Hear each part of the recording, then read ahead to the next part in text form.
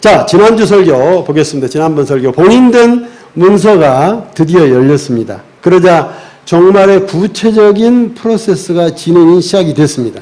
첫째 문서를 열자 흰 말이 튀어나왔고 그 말은 세상으로 달려가더니 세상에서 연전연승했습니다. 그런 시대를 말하고 있어요. 초기 교회 시대라고 제가 명명했죠. 초기 교회 시대에는 지난 2000년 동안 쉽고 큰 성공을 교회가 했습니다. 이때 구원받을 만한 사람은 거의 대다수 다 구원받은 시대다라고 저는 예측을 합니다. 그 시대는 근데 이미 끝났습니다. 지금 2013년에 와가지고 이미 한국으로 말하면 1980년대 말부터 이미 첫 번째 시대 끝나고 두 번째 문서를 여는 시대로 들어가고 있습니다. 붉은 말이 튀어나왔습니다. 이 말은 세상에 내려가서 평화를 깨버리고 싸움판을 점점 더 크게 벌려가는 이상한 일을 합니다. 난리 전쟁으로 몰아갑니다. 그래서 강자들끼리 싸우게 해가지고 EJ 둘이가 다 죽게 하는 공멸 작전을 함으로써 그 힘센 강자들 속에 붙잡혀 있던 아직 구원받지 못한 자기 백성들을 끄집어내는 작업을 하죠. 그러니까 전쟁과 난리는 우리 힘들게 하는 게 아니에요. 그걸 통해서 구원받을 자를 뺏어오는 작업이죠. 이 시대를 고급교회 시대다 제가 그랬습니다. 교회의 진짜 교회 시대, 세상과 전투하는 시대, 세상과 전투에서 승리하는 교회 시대가 시작이 됩니다. 세 번째 문서를 열면 검은 말이 나오고 그 말은 세상에 내려가서 경제 구조를 흩어버립니다. 그래서 겨우 밥만 먹고 사는 경제 구조로 바꿔버리니까 돈이 쓸 데가 없게 되고 돈 많은 강자들이 우수수 사라져버리게 되는, 그래서 돈 많은 강자들에게 매여있는 구원받을 백성들을 다 빼오는 작업을 합니다. 여러분들 배고파 죽게 하려고 하는 작업 아니에요. 네 번째 문서를 열게 되면 푸른 말이 나오고 그 말은 세상에 가서 악인 청소를 합니다. 25% 4분지를 쓸어 죽여버리는 엄청난 살인 천지가 됩니다. 거기서 다시 남은 구원 백성을 챙기죠. 세 번째, 네 번째 이 말의 시대는 지금부터 시작되는 미래의 일입니다.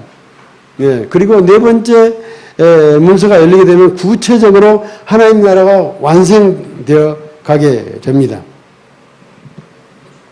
다섯째 문서가 열리자 낙원에 있는 순교자들이 복수해달라고 하나님께 하소연하죠.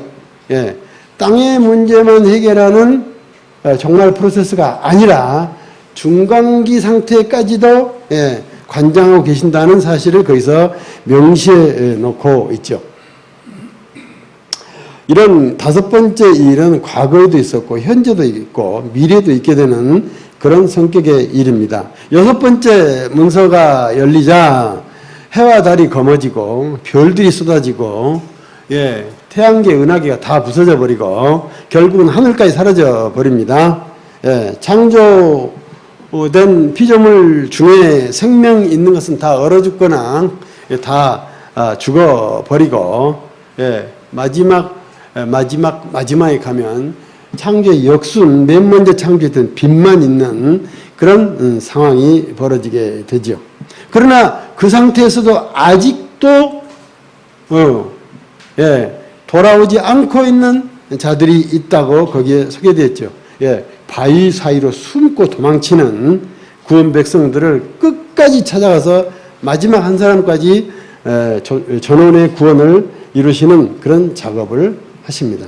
자, 이것은 3차원 세계 시간 개념으로 보면 이렇게 되는 것 같은데 이 사이가 뭐 1초인데 뭐 만년이 될 수도 있고 이거 아마 뭐 이렇게 뭐 100년 같은데 1초일 수도 있고 시간 개념 전혀 달라요. 이 다음 얘기가 보시면서 그런 것을 아실 수 있을 거예요. 마지막 지난 말씀의 마지막은 이렇게 끝맺고 있습니다. 우리들의 진노의 날이 이르렀으니 누가 능히 서리요. 마지막까지 남은 자들의 한탄입니다. 오갈 데가 없어, 대책도 없어, 이제는 어떻게 해볼 방법도 없다고 하는 것을 한탄하는 편이죠. 성철이라는 대승려가 죽음을 앞두고 천상세계 환상을 보고서 그가 계속해서 이렇게 읊었지 않습니까? 후회가 망갈래나 되는구나. 예, 하늘을 보고 예, 자기 인생이 후회가 망갈래라고 한탄했는데 꼭 그 장면이죠. 예. 예. 하나님은 예, 그들에게 진노하신 것이 아니라 그들이 도망갈 데가 없는 사람들이 그 하나님을 바라보며 진노하는 하나님이라고 막말을 해대고 있죠. 하나님은 끝까지 화 안 내신다. 지난 설교의 중요한 키워드 중에 하나였죠. 진리대로 약속대로만 하실 뿐입니다. 예. 우리도 끝까지 화내시면 안 됩니다. 이거 목표로 했으면 좋겠어요. 그 화는 하나님에서 온 게 아니고 진리와 정의를 가장한 어둠의 영이 여러분들을 꼬드기면 화나게 돼 있거든요. 그러니까 속임에 속지 않도록 했으면 좋겠다 하는 바람으로 말씀을 드리고요. 자, 6번째 상황까지 가면 빠져나갈 악인은 한 사람도 없고 구원받을 백성도 한 사람도 누락되는 사람이 없다고 하는 분명한 하늘의 지엄한 선언인 것이죠. 이런 정말 전체 프로세스를 통해서 알 수 있는 것은 신자들은 이런 징계 고난에서 제외되어 있다는 것입니다. 예, 불특정도 다 집어넣고 콩나물 국 끓이는 게 아니에요. 예, 자기 백성 빼놓고 예, 지금 일을 진행해가고 있잖아요. 신자들은 손대지 않으시고 악인들을 손봐가지고 그 손에서 자기 백성을 뺏어오는 작업을 하고 있다는 것이 분명히 밝혀졌습니다. 다만 구원을 모르고 악인에게 속아서 악인과 함께 끝까지 도망치면 칠수록 그 구원 백성도 그 악인이 당한 것만큼 고통을 더 받는다 하는 것도 여기서 밝혀졌죠. 네. 그러나 구원을 알고도 고의로 거부하는 경우, 여기는 안 나와 있지만 질문이 있을까봐 미리 답변 드려요. 구원을 알고도 고의로 거부하는 경우는 다릅니다. 그는 구원받지 못합니다. 이 얘기하자면 지금 이 단어에 잡혀간 사람은 구원받지 못하는 거예요. 고의로 하나님을 버렸기 때문에. 자, 오늘의 설교. 이와 같은 막장 조치가 다 취해진 다음에 하는 일은 지구를 쓰레기통에다 집어넣어버리는 작업입니다. 그 최후 수습 단계를 지금 오늘 설명하고 있습니다. 그런 다음에 7번째 문서가 열리고 그 다음 세계가 소개되는데 그건 다음번을 기대하시라. 그 일을 위해서 4천사를 땅으로 파견합니다. 땅에 4기퉁이를 들어서 쏟아버리라는 것입니다. 그 작업을 하려고 막 떠나려는 순간에 다른 천사가 황급히 달려와서 잠깐 스톱! 하죠. 그 천사는 손에 하나님으로부터 받은 인을 가지고 있고 하나님의 인을 가진 대리자의 권세로서 네 천사에게 명령합니다. 내가 세상에서 하나님의 종들을 다 골라내서 그 이마에 인을 찍을 때까지만 기다리라! 그렇게 얘기를 합니다.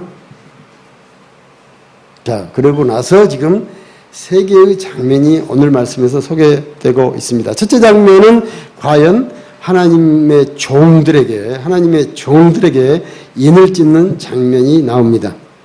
예, 그 과정은 매우 비밀스러워서 과정에 대한 설명이 없습니다. 요한이 그 인 맞은 자의 수가 얼마인지 들었다라고 하는 3천 차원의 용어를 쓰고 있습니다. 괴상합니다. 보지 않고 들었다고 합니다. 들었는데 몇 명인지 알았다는 것입니다. 3천 차원의 언어니까 이해하려고 하지 마세요. 그냥 외워요. 예. 들었는데 실제를 보았답니다. 예. 이해 안 됩니다. 예. 그 하나님의 종들의 숫자가 144천이다. 이 원어대로 제가 읽은 거예요. 144천. 예. 원어가 그렇게 되어 있어요. 144천이라고. 그러니까 사람 수 하니까 그냥 14만 4천 명이라고 했어요. 단위가 안 나와 있어요. 물론 헬라어의 숫자 표기하는 방법이긴 하지만 하도 이 숫자라는 개념에 붙잡혀서 복잡해지니까 제가 원어를 제가 얘기하는 거예요. 144천이다! 라고 얘기를 했습니다. 여기서 두 가지를 짚고 갑시다. 첫째로 이 하나님의 인맞은 하나님의 종들은 교회일까 성도일까? 이 논란은 아직 결론이 안 났고 모두들 대부분 성도라고 해석을 하고 있습니다. 그래서 지금 개판이 돼가고 있습니다. 제가 보기에는 하나님의 종들이 성도일 리가 없다라고 저는 봅니다. 그 이유는 성도들에 대해서 이미 첫째 말과 여섯째 말까지 해서 이미 다 추수일장 다 추려버렸는데 그 사람들 또 데려다가 이마에 도장을 찍겠다? 그럼 몇 명이서 모여서 세보니까 13만 4천 명밖에 안 된다? 이게 앞뒤가 말이 안 맞고 중복입니다. 성도를 두 번씩 다뤄야 된다는 중복 설명이 안 되고요. 또 이 장면 다음에 큰 무리가 등장한다고 소개하고 있는데 여기는 성도가 분명합니다. 그렇다면 이 144천과 이 큰 무리는 같은 거예요, 다른 거예요? 만약에 같다면 중복입니다. 이 중복을 설명할 길이 없습니다. 그러므로 144천은 즉 하나님의 종들은 성도들이 아닙니다. 교회입니다. 교회입니다. 대부분의 주석가들은 이게 풀리지가 않기 때문에 이 7장 말씀이 시계열 배치가 잘못됐다 라고 하는 가소로운 주장을 하고 있습니다. 대부분의 학자들이에요. 성경이 틀렸대요. 자기들이 못 푸니까. 성도들로 보면 이게 중복되고 절대 안 풀려요. 그러니까 성경은 뜯어 고치자는 거예요, 지금. 하나님의 종을 성도라고 보는 바람에 이런 혼란이 발생하고 있습니다. 144천의 숫자를 성도로 보면 좌충우돌 끝나지 않을 것입니다. 교회입니다. 하나님의 종들은 구약에서 뭐라고 하냐면은 선지자, 왕, 그리고 이스라엘을 하나님의 종이라고 지칭을 했습니다. 신약에 와서는 예수님 한 분만 하나님의 종이라고 지칭하고 있습니다. 왕, 선지자, 제사장, 삼중직을 혼자서 감당하신 분은 예수님 한 분뿐이죠. 그래서 예수님을 하나님의 종이다라고 유일하게 성경에서 말하고 있습니다. 하나님의 종인 예수가 이 지상을 떠나 승천하시면서 이 땅에다가 나의 교회를 세우겠다. 그래서 이 땅에다 교회를 세우시고 승천하시고 자기 대리자로 세우셨죠. 즉 지상에 하나님의 종으로 교회를 세우신 거죠. 그리고 그 교회를 통해서 종말까지 책임지도록 하셨죠. 하나님의 종으로서. 그러므로 이 종말성 종착역에서 말씀하시는 하나님의 종은 교회가 유일합니다. 유일해요. 미안해 또 깔때기 바르는데 이런 정리가 2000년 교회사에 처음 나온 거니까 잘 들으시라고 믿거나 말거나 이 대신. 또 종말 상황에서 교회에 대한 분명한 마무리가 필요합니다. 그렇지 않습니까? 근데 마무리에 대한 기록을 여기서 그걸 인정하지 않으면 어디에도 없습니다. 성도들은 추수했는데 교회는 안 추수했다는 이상한 얘기가 되는 것입니다. 성도들도 교회와 동일하게 보기 때문에 성도들도 그런 의미에서 하나님의 종이라고 말할 수는 있지만 종말에서 추수하는 과정에서 줄기를 잡아 추수하는 과정에서 성도들과 하나님의 종을 별도로 구분하고 있기 때문에 이 하나님의 종들은 교회로 지칭하는 것이 분명합니다. 예수님이 자신을 대리한 교회를 마지막 단계에서 버리지 않고 수거해서 정리하는 것은 당연한 조치죠. 이 맥점을 인정하지 않으면 144천의 혼선은 계속될 것입니다. 땅의 마지막 정리 작업을 잠깐 일시정지 포즈 버튼 누르시고 하신 일은 하나님의 종들인 교회들을 골라내서 그 이마에 도장을 찍는 일이었습니다. 당연한 수순이죠. 자, 두 번째 생각해 볼겠어요. 144천은 이 숫자는 무엇이냐? 이것에 관한 책이 수천 권인데 3분 동안에 설명하겠습니다. 이 해석에 대해서는 백가쟁명인 상태입니다. 난리 굿입니다. 이것 때문에 이단도 많이 생겨났습니다. 이 144천을 문자적 실제 숫자로 보느냐 아니면 하나의 상징으로 보느냐에 따라서 갈리고 있어요. 자, 이 개념을 정리하겠습니다. 천국의 일에는 상징이 있을 수가 없습니다. 하나님 앞인데 상징을 쓸 필요가 있을까요? 사실과 진심밖에 없어요. 천국에서는요. 상징, 비유 그런 게 없어요. 그런데 땅의 일은 모두 비유와 상징으로만 되어 있습니다. 성경을 그렇게 썼다고 주님이 말씀하셨잖아요. 왜 그렇게 썼냐면은 세상이 알아먹지 못하도록 하기 위해서. 그리고 하나님의 말을 하늘 언어로 말해보면 못 알아먹으니까 인간 차원의 말을 하려다 보니까 비유와 상징밖에 쓸 수가 없다라고 설명했지 않습니까? 자, 여기서 144천이라는 숫자는 땅에 관한 일입니다. 그러므로 이것은 상징이다, 실제다. 상징이란 말이죠, 상징. 14만 4천이라는 실제 숫자가 아니에요. 상징이란 말이죠. 상징. 이것도 중요한 정리를 제가 좀 해드린 거예요. 성경 볼 때 이렇게 꼭 구분해서 보세요.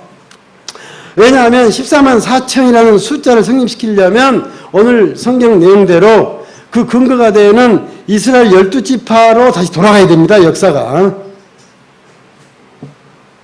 그래서 back to the 이스라엘이나 back to the 예루살렘이라고 하는 지금 주장들과 그런 학설들과 그런 파가 생겼죠. 예. back to the 예루살렘이 이루어졌을 때 종말이 온다고 이런 사람들은 믿고 있습니다. 그러나 이런 과거 지향은 성경 정신과 완전 배치됩니다. 제가 단언컨대 12지파 시대는 절대로 안 옵니다. 안 옵니다. 예. 종말에는 예루살렘으로 돌고 돌아가지고 다시 예루살렘으로 한 바퀴 돌고 돌아간다. 그런 일 없습니다.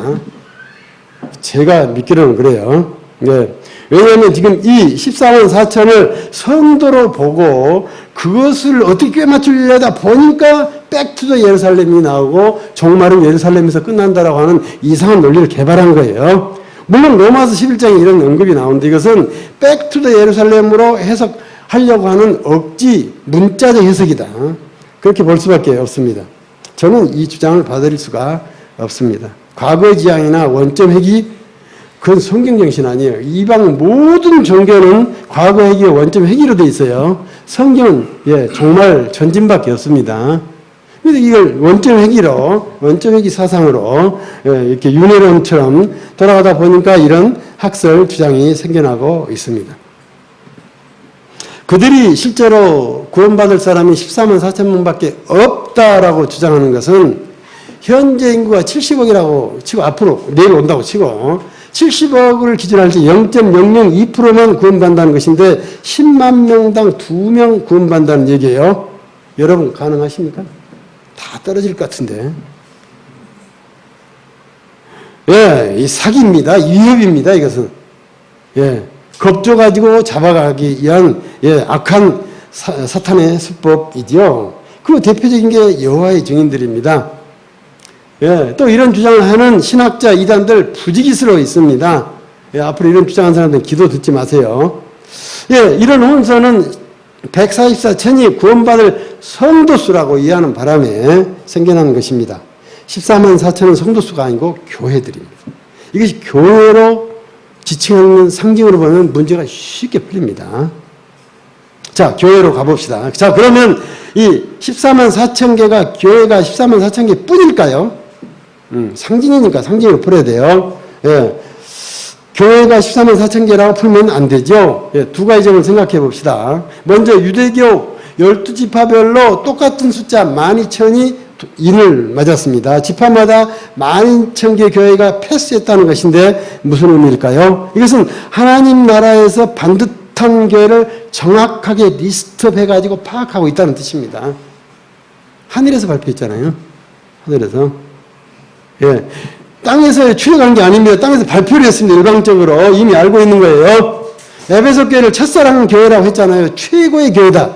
하늘에서 평가한 거잖아요. 나머지 6개 틀렸다라고 평가했잖아요. 하늘에서 교회를 정확하게 파악하고 있다는 것을 지금 말해주고 있는 것입니다. 그러므로 그런 교회를 하나도 놓치지 않고 카운트하고 계신다 하는 것은 너무나 당연한 증거입니다. 12,000이라는 구체적인 숫자는 일일이 파악하고 계신다는 의미로 보면 되겠고요. 그리고 모든 지파가 다 같은 12,000인 것은 교회는 사람이 세우지 않고 하나님이 세우는 것이다 라고 하는 의미를 갖고 있습니다. 사람들이 세운 거라면 어디 다 모여봐라 세보자 그러셨겠죠. 하나님이 세우셨기 때문에 다 알고 계셔요. 그런데 세상에는 사람이 세운 교회가 어마어마하게 많다는 것도 이게 함의 되어 있습니다. 그래서 이 마지막 때 이 교회 찾기가 너무 어렵고 힘들어서 과정을 가려놨어요. 모든 지파에서 똑같은 숫자가 파악된 것은 교회는 12지파 안에서만 인정된다고 하는 거죠. 그리고 그 숫자로 충분하게 하늘에서 교회를 세웠다는 뜻이 포함되어 있습니다. 12지파 이외의 교회가 여기 소개되지 않았습니다. 없다는 뜻입니다. 다른 교회는 교회로 치지 않는다는 뜻입니다. 즉 아브라함과 다윗의 혈통교회만 인정된다는 뜻입니다. 예수님도 아브라함과 다윗의 혈통으로 오셨습니다. 예수님이 지상에서 최종적인 신분이 교회라면 그 교회가 아브라함 혈통과 다윗 혈통으로부터 왔다. 예, 아주 명확한 정의입니다. 예, 아브라함 언약과 다윗 언약 안에 있는 교회만 내 교회라고 인정하신다는 것입니다. 아브라함 언약과 다윗 언약 내용이요 10분 설교에 다 있어요. 예. 그냥 핵심을 정리하는 거니까 핵심 사항은 거의 다 있어요. 찾아보세요. 왜 이들에게만 이마에 특별한 도장을 찍는가? 하나님 소유라는 표지를 해야 되기 때문이죠. 세상에는 엉터리 가짜 교회가 더 많고 진짜 교회는 다 무너져서 그 형체를 알기 어려운 것이기 때문에 일일이 표시를 해두지 않으면 구별이 안 되기 때문이죠. 인은 도장은 왕만 가지고 있고 그리고 그 왕이 자기의 권한을 이임할 때만 그 사람에게 도장을 쳐주지요. 바로가 다윗에게 도장 반지를 맡겼잖아요. 예. 땅에서도 교회가 세워지면 교회라는 표지를 달아주십니다. 오늘날 교회다움에도 표지가 있어요. 예. 진짜 교회만 있어요. 이것도. 세상과 교회가 구별된 표지는 무엇이냐? 하나님의 말씀과 성례의 대리권. 이것을 교회의 구별된 표지라고 말합니다. 우리 교회는 하나님의 말씀이 진짜 제대로 정말로 증거되어지고 선포되어지고 있습니까? 성례가 세례가 성찬이 정말 하나님께서 와서 하신다면 이런 식으로 하실 것이라 하는 그런 세례와 성례를 정말 이 교회는 하고 있습니까? 중대한 도전입니다. 중대한 도전이에요. 예. 하나님께서 말씀을 선포하고 증거하는 권한을 교회에게만 주셨고 성례, 즉 세례와 성찬은 교회만 하도록 하는 대리권을 해놓고 계시죠. 그러므로 말씀이 엉터리거나 성례가 엉터리면 가짜교회입니다. 이 표딱지는 눈에 보이지 않는 것이어서 구별하기가 쉽지 않습니다. 예. 지상교회의 특징은 이런 권세를 가졌기 때문에 원래부터 인비저블한 것입니다. 교회는 인비저블한 특성을 가졌어요. 중요한 개념이에요. 이것도.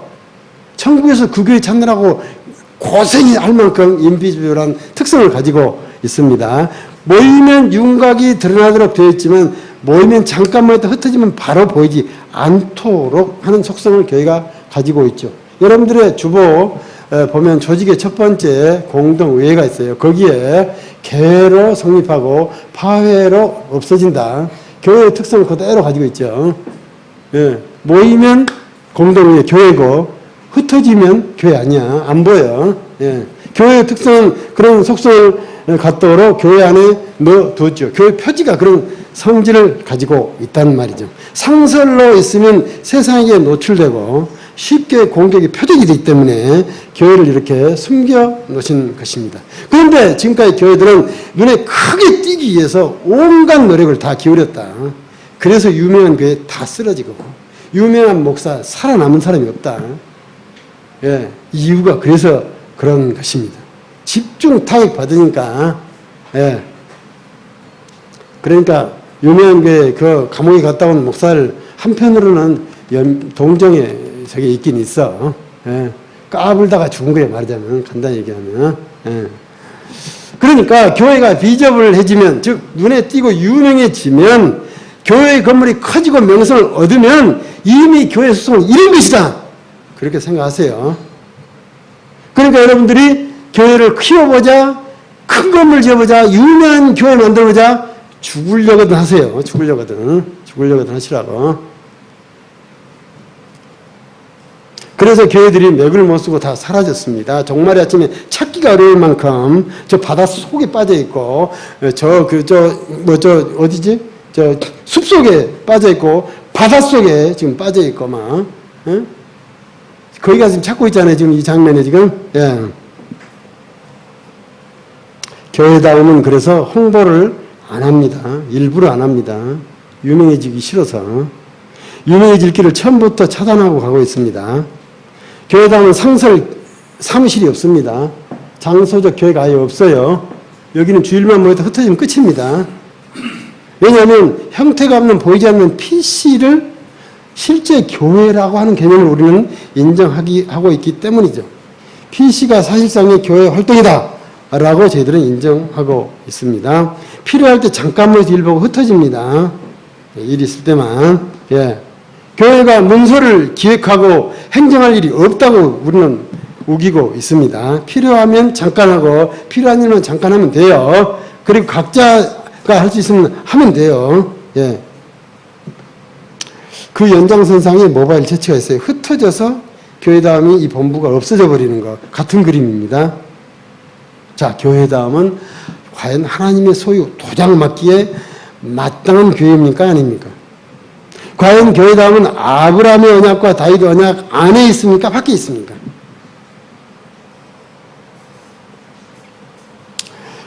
예, 이 인을 찍는 일이 간단하지 않습니다. 인이 표준말이에요. 인, 도장은 편의상 쓰는 말이에요. 같은 말인데 예, 인이 표준말, 인은 편의상 쓰는 말이에요.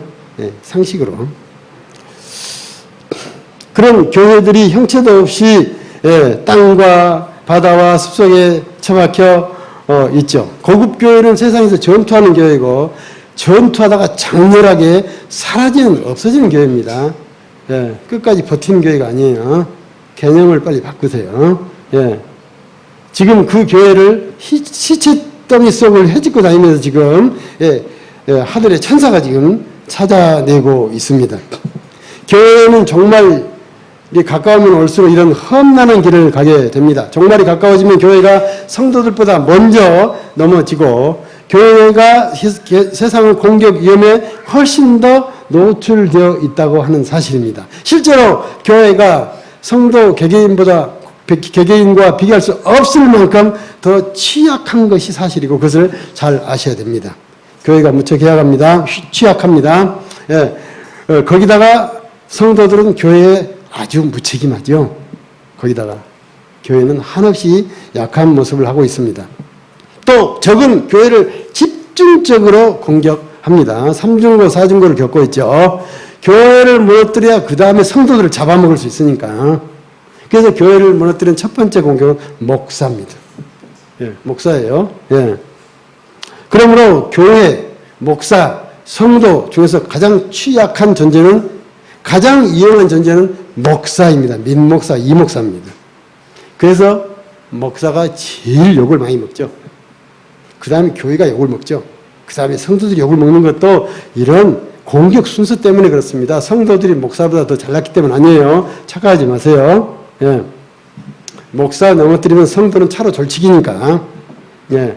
교회의 이런 위험 노출에 대해서 여러분들이 각별히 명심하셔야 됩니다. 예. 목사의 공격 루트가 어떤 사람이냐? 우리가 사도행전에서 이미 살펴봤는데 목사와 가장 가까운 사람입니다. 가장 가까운 사람이 누굴까요? 아내예요, 아내. 자식과 가족이에요. 그 다음에 동역자라고. 그 다음에 여러분 성도예요. 예, 그 의리를 통해서 목사를 죽이러 옵니다. 여러분들 잘 생각하시라고 그러는 게 잘 생각하세요. 예. 목사가 얼마나 잘해야 하는지, 교회를 어떻게 잘 짓게 하는지 잠시도 마음을 놓을 수가 없습니다. 이 정말의 마지막 장면을 보면 교회가 하면 그래서 지금부터 최강의 공격력을 구축하는 데 심혈을 기울이고 있죠. 정말 상황에서는 진짜 교회 보기 어렵습니다. 우리 이 점을 지금부터 유념하고 갑시다. 예배당 건물도 진짜가 없습니다. 가짜뿐입니다. 점점. 일본의 교회 건물들은 모두 교회 아니고 결혼식장입니다. 아세요? 우리나라도 곧 그렇게 될 거라고요. 혹시 성당이 될지도 몰라. 성당이 더 거룩하니까. 유럽 교회 건물들은 술집 아니면 관광상품입니다. 예배 드린 거 혹시 보셨어요? 미사 드린 거 보셨어요? 한국 교회들은 뭘까요? 은행 지점입니다. 은행 지점. 돈만 생기면 은행에다 갖다 바치니까. 어디를 가나 이 개살구 같은 이단 교회들만 화려합니다. 성도들도 모두 산으로 도망가거나 지하실에 숨어있고, 목사나 신학자들은 혹세의 무민은 완전히 딴따라가 돼가지고 그런 짓만 연구하고 있습니다. 성동과 마취가 전문인 설교 엔터테이너가 지금 하나씩 생겨나고 있습니다. 기가 막히게 설교 잘합니다. 그것 들으면 안 넘어가는 사람 없습니다. 요즘 여러분들 인터넷에 누구 설교 듣는지 제가 잘 안다고요. 세 사람 꼽으자면 거의 맞을걸? 설교 엔터테이너들이에요. 좀 공격성 발언이 좀 거시기한데 정확한 표현입니다. 시간이 가면 갈수록 이런 설교 엔터테이너들이 들고 와서 여러분들이 죽었다 깨어나도 분별하지 못할 설교를 해서 뿅 가게 만들죠. 지금 그런 시대로 가고 있는 거예요. 예. 설교 좋다는 목사나 교회 지극히 조심하십시오. 교회다 하면 설교적인 교회 아닙니다. 아니죠. 설교 어렵기만 하고 뭔 말인지 못 알아먹겠고 헤매고 해롱해롱하고. 예. 두 번째 장면, 첫 번째 장면 길게 얘기했는데 두 번째 장면, 셀 수 없는 큰 무리가 등장을 합니다. 예. 100차원의 지금 여기에 보좌가 있고 거기 하나님의 종들 144천의 교회가 있고 그 주변에 셀 수 없는 무리, 큰 구원의 성도들이 그림을 작은 정에다 그래서 끝이 안 보이는 그림입니다. 지금 이런 구조로 돼 있어요, 지금. 100차원 상태인 요한, 처음 들은 사람 100차원이 뭔지 모를 텐데 그냥 넘어가요. 100차원 상태인 요한은 교회 수가 14만 4천 개라고 척 보고 알아먹었는데 100차원이니까. 100차원인 요한이라도 성도 수는 셀 수 없었다고. 셀 수 있다, 셀 수 없다. 두 개의 용어를 대조해서 드러내고 있습니다. 그런 어마어마한 숫자를 얘기하고 있습니다. 자, 보십시오. 천국에 입성한 구름대 같은 성도들을 보십시오. 요한은 흥분해가지고 외치고 있어요. 9절에 내가 보니 자 보라 외치고 있어요. 그 본문엔 자 보라는 말이 생략되어 있어요. 헬라의 본문에는 그렇게 되어 있어요. 자 내가 보니 자 보라 하고 외치고 있어요. 요한이 숫자가 어마어마하고 자기가 흥분했다는 것입니다. 끝이 보이지 않게 모여든 그들은 모두 흰색의 긴 옷을 입고 있고 손에는 종려가지를 들고 있습니다. 흰옷과 종려가지는 천국의 현상이기 때문에 사실이다, 상징이다. 사실이라니까, 사실. 이거 상징을 풀면 또 이상한 이단 생기는 거야. 그렇게 풀어서 생긴 이단이 또 수없이 있어요. 그래서 제가 딱 지금 칼질을 하는 거예요. 천국 현상이기 때문에 이것은 사실입니다. 사실과 진심입니다. 상징과 비유 아니고. 그들의 흰옷은 세상에서 입고 있던 옷입니다. 그 옷을 입고 천국까지 갔습니다.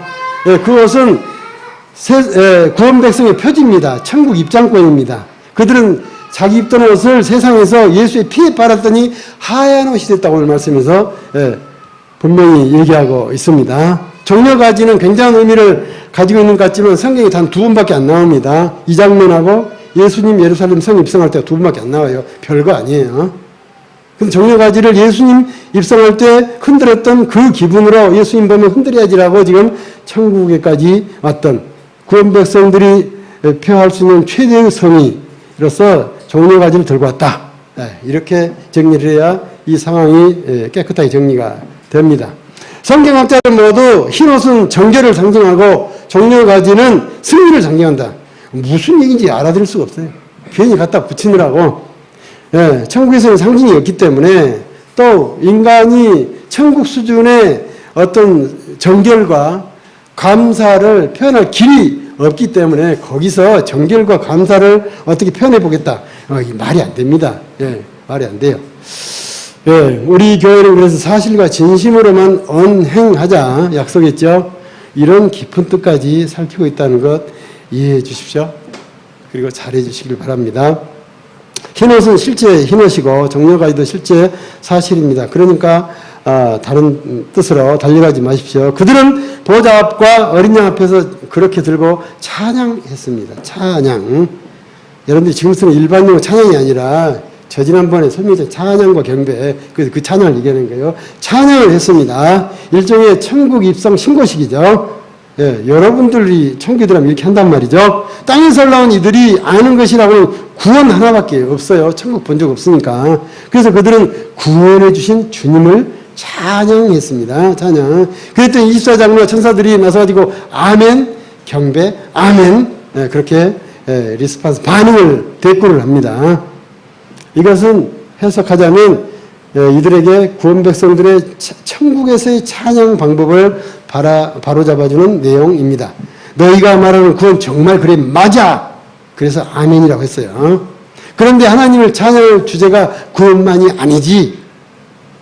찬송, 영광, 지혜, 감사, 존귀, 능력, 힘도 있단다. 하나님이 이런 분이시란다. 알겠냐? 그런 뜻으로 아멘.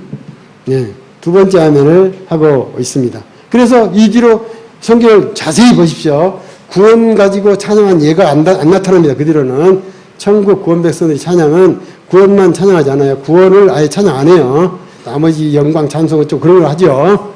여기서 이게 바뀐 겁니다. 주제가. 굉장한 걸 발견해서 말씀해 드렸는데 아무도 감동을 안 하네. 세 번째 장면입니다. 이 찬양 말하자면 신고식 잘 보셨습니까? 여러분들이 들어가면 하실 것인데, 그 다음으로 장로가 이들의 천국 삶에 대한 자세한 가이드를 합니다. 여러분들이 천국에 가서 이렇게 살 테니까 잘 보십시오. 그들의 신분을 먼저 설명을 했습니다. 그들은 하나님 보좌 앞에 있게 된다. 소속이 어디냐? 하나님의 보좌 앞이다. 하나님 보좌. 자, 지난번에 보좌를 설명했죠. 하나님 있고 무지개, 네 생물, 24장로. 그리고 이 앞에는 유리바다와 7영이 있다고 그랬죠? 그래서 여러분들 가시면 어디로 간다고요? 여기 24장로 자리로 간다니까요. 지금 그 얘기를 하고 있는 거예요. 하나님 보좌 앞에 있다는 말은 24장로, 여기에 김혜련 지정석이 있어요. 김기현 자기 지정석에 가서 앉는 거예요. 커플 좌석은 알릴지 모르지만, 여기 지금 보좌 앞에 있게 된다고 지금 얘기하고 있습니다. 소속이 어디냐? 하나님 보좌 앞이다.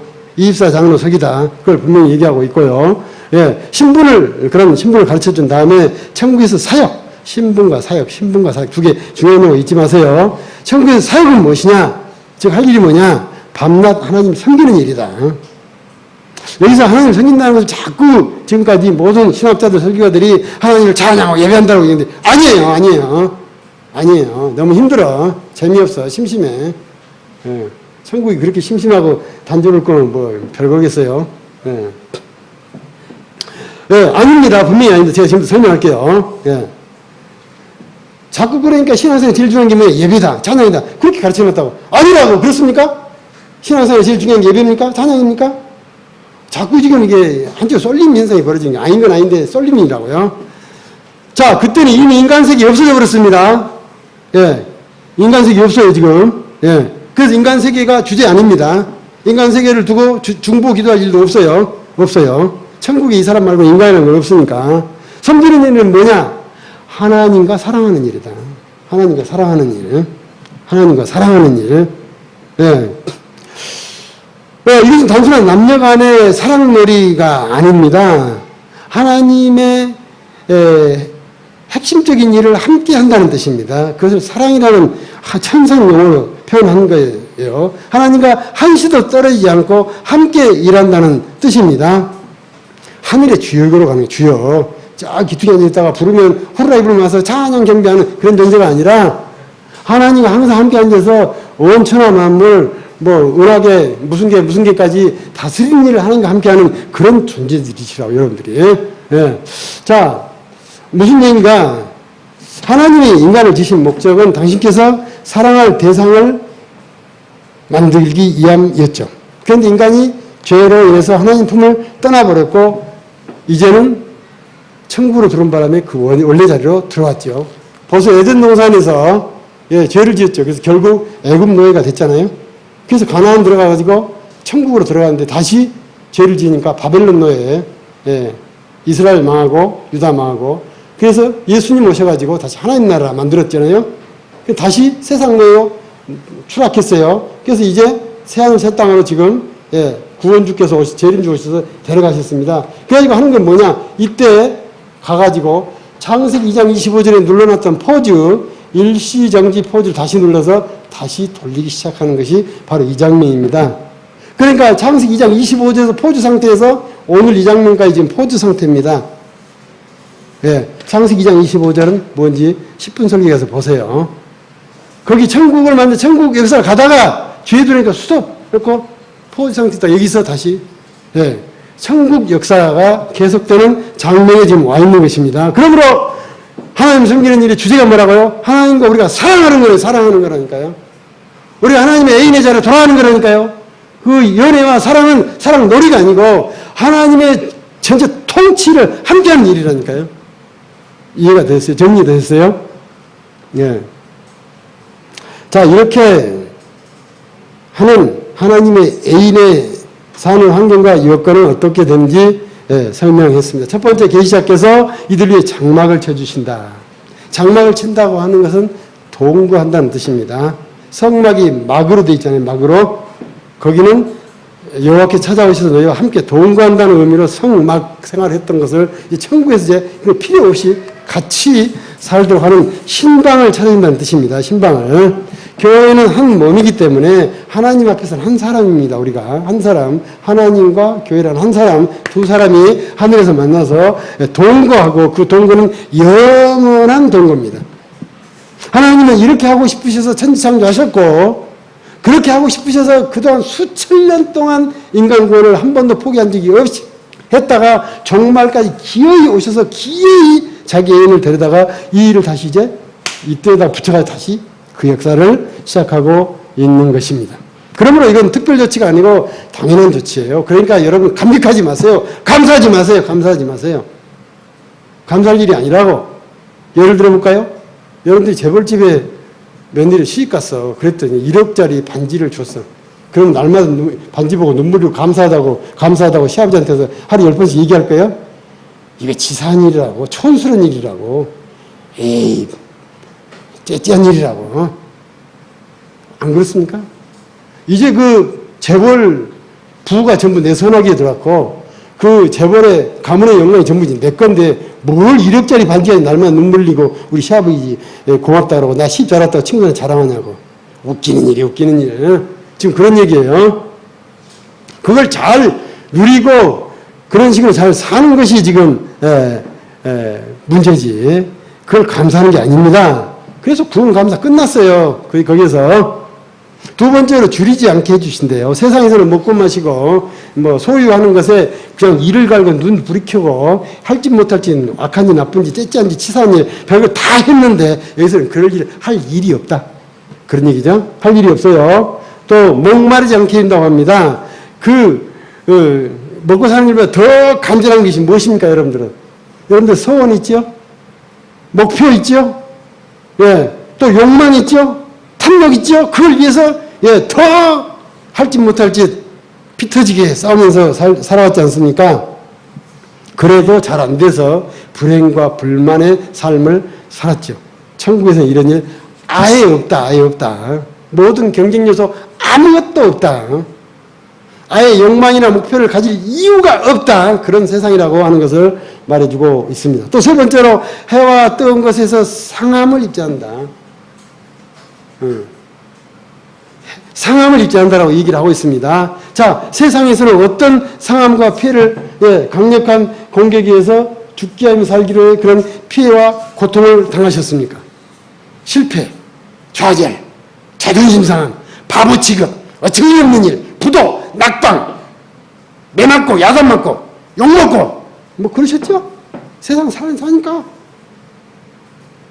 예, 그런 일, 죽을 때까지 답 안 사고, 그러다가 피 철철 흘리다가 죽고 마는 인생이었는데, 그래서 세상에서는 맨날 실패자의 삶, 예, 초라한 삶, 성공해 본 적이 없는 삶, 맨날 의리배반 당하고 열받고 그냥 확 죽어버리고 싶은 그런 세상 살았는데 여기서는 그럴 일 아예 없다. 아예 없다. 세 가지를 얘기하고 있어요. 3단계 크레센도 이해하셨죠? 크레센도. 예.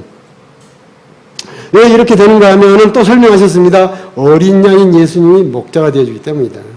이 굉장히 준엄한 표현이에요. 우리가 세상에서는 양들을 잘 보살피는 목자의 일을 했죠? 세상을 섬기는 목자의 일을 우리가 이제 세상에 하고 있지 않습니까? 그럼 세상에 갔더니 목자인 나를 양으로 하고 당신이 나를 목자해준대. 반전. 이해하셨어요? 이 말을? 반전. 예. 잘 못 이해한 것 같아요. 설교문 나중에 읽어보세요. 예. 하늘에서는 어린 양이, 그것도 어린 양이 우리 같은 목동 어른을 지배하고 책임지신다. 그런데 이보다 더 좋을 수는 없다. 또 어린 양은 하나님의 애인인 우리를 생명수 샘으로 인도해 준다고 합니다. 이건 매우 중요한, 오늘 설교에서 가장 중요한 부분이니까 잘 들어보세요. 예. 여기서 생명수 샘, 천국 영생을 하는 데 있어서 핵심입니다. 우리가 천국에 하면 영생한다는데 영생은 어떻게 영생이 이루어지는가를 설명해 주는. 지금 이게 천국 생활이 전부잖아요. 이게 전부예요. 이걸 놓치시면 안 돼요. 예. 천국 영생의 핵심이 뭐냐. 예. 자, 지상에서 우리들은 죄로 인해서 생명이 차단된 상태에 살고 있습니다. 여러분들이 살아 숨쉬는 것 같지만 예, 생명 상태가 아니에요. 예. 가만두면 자연히 죽게 되는 사망의 목숨들이십니다. 그렇죠? 생명으로 계속 가십니까? 아닌데 언젠가 죽게 돼 있어요. 그래서 사망의 예, 삶을 살고 있다고요. 예. 그런데 구원을 얻으면 그 중에서 일부는 사망은 사라지고 생명을 얻게 되죠. 중생한다는 게 그런 의미예요.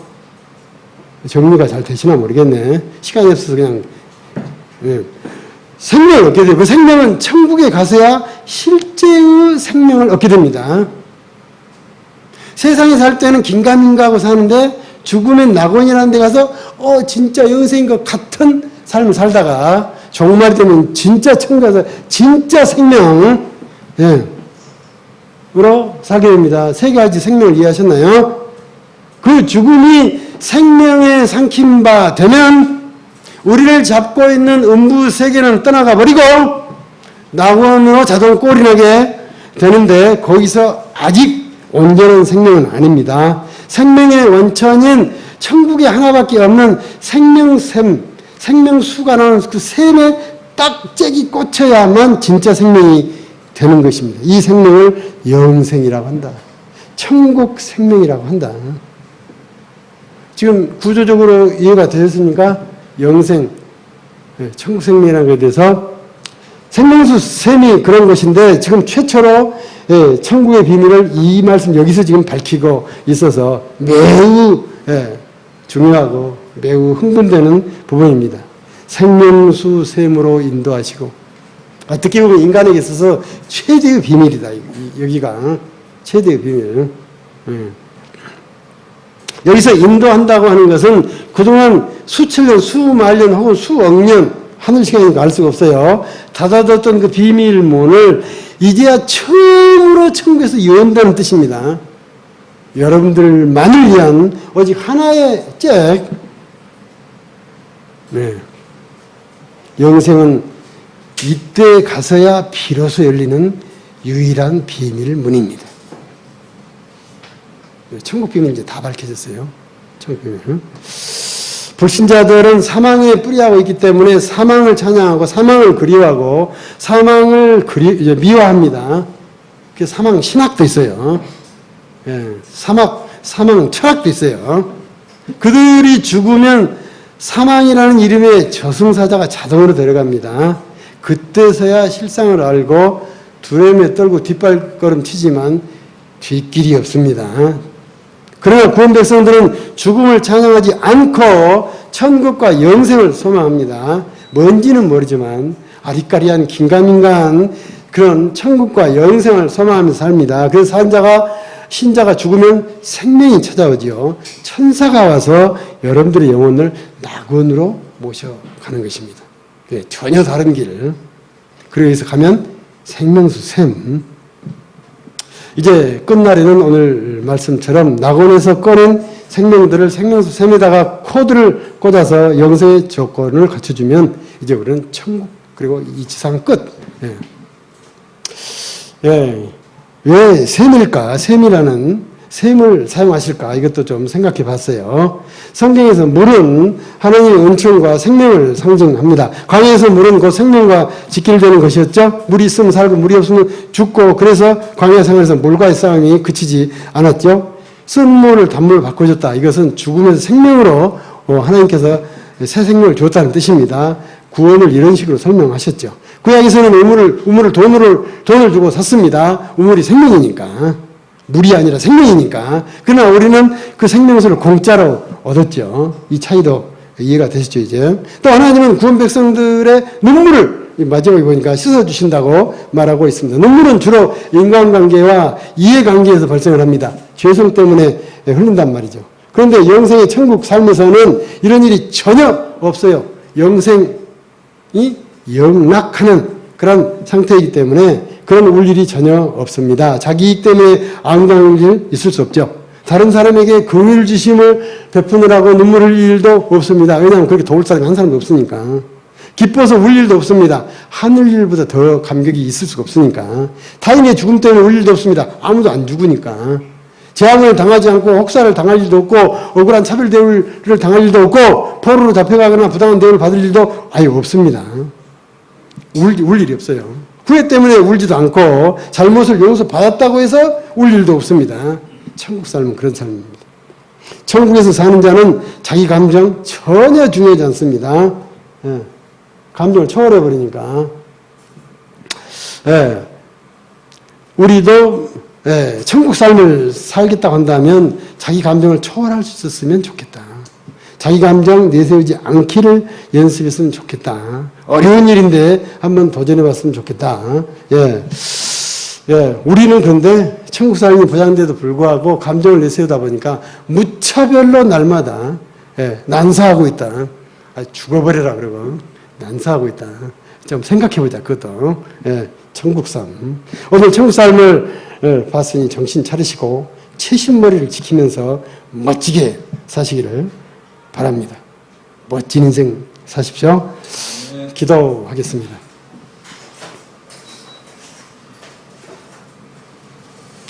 오늘 말씀은 우리가 천국에 들어가서 어떤 형편으로 사는지를 자세히 알려줬습니다.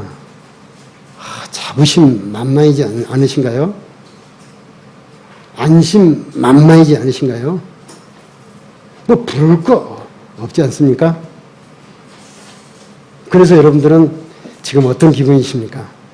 앞으로 어떤 식의 인생을 살기를 원하십니까? 어떤 기대를 가지십니까? 어떤 목표를 갖고 계십니까? 지금 이 시간에 하나님께 나아가 여러분들의 그 마음을 한번 알아보시죠. 무엇이라도 좋죠? 천국 삶을 알고 확신한 이 마당에서 여러분들이 할 수 있는 어려적인 고백 시간에 하시면서 하나님 앞에 함께 나가시겠습니다. 하나님 아버지